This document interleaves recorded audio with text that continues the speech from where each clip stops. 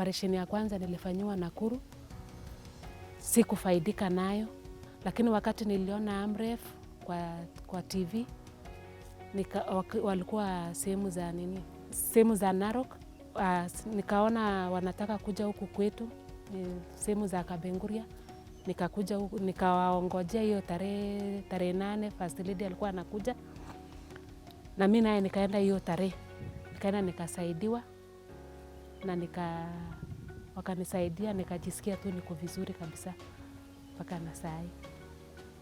2019 nikasikia kwamba kuna madaktari Kapenguria wenye wanasaidia watu, na nilisikia hii mambo kupitia kwa redio. Sasa nikaenda hospitali nikapata usaidizi hapo, sasa nimepona. Tini kalmelenyoni alenja konyandon pangana kai owa katoperi anyami kamasi alenja konyandon chira kamas pangana kai ngochani babile na pangana konyandon pata ke yara jarupi na kerora jake kanya ja suejini aka kira changunyi suejini nganyoni baki bonyu pat pista pat pakau akumbure patepe na inda simu patola karibu siku ina tanu kile yani kyo sopan kingo ko moina pogoronde le yewe jara ante kikip ko nyana hospitali tinle ta min kitele yidi nyo mojina kwa na hospitali lo karambo lo suye wel kedo nyandon karam sai. Fistula is actually a debilitating illness. It affects not just the woman but the entire household and to some extent the community. Nilipogundua hiyo shida sikuwa na amani, sikuwa na raha, labda nikiwa church hiyo siku ninajishuku labda leo inaweza kuaje, unaona.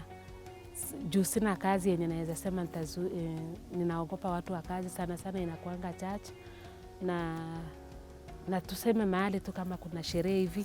Part of the statistics that we've had as a country is that this West Pokot County is one of the counties with the highest, among the highest, actually top 4 counties with the highest burden of fistula.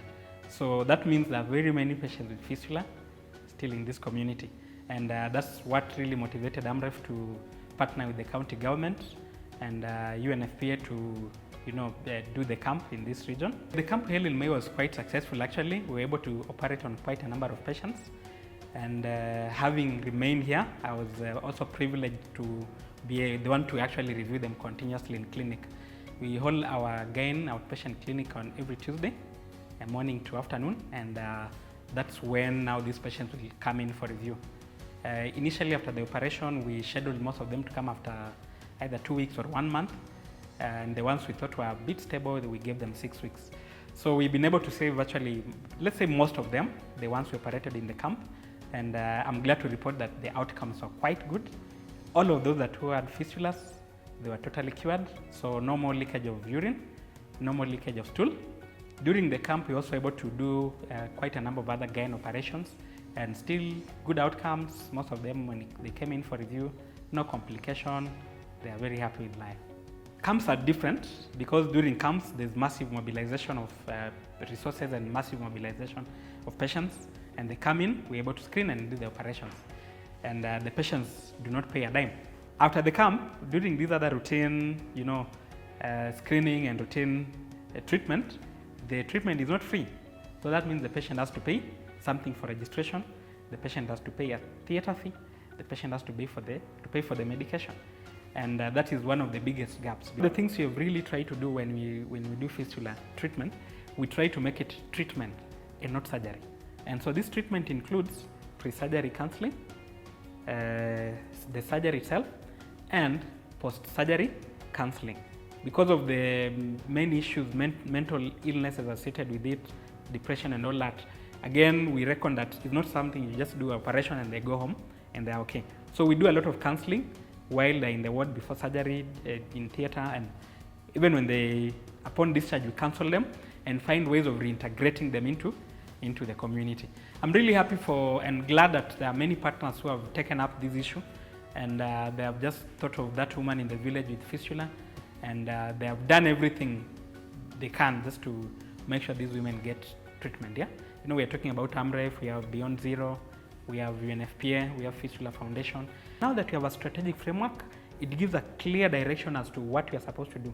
Now that we have a trainer's manual, it's actually very easy. And I think during this camp that we had in May, that's when the first lot of people to be trained using this trainer's manual. So I got a training in May this year. It was a 5-day training about female genital fistulas. So the training was at 5 days in a workshop.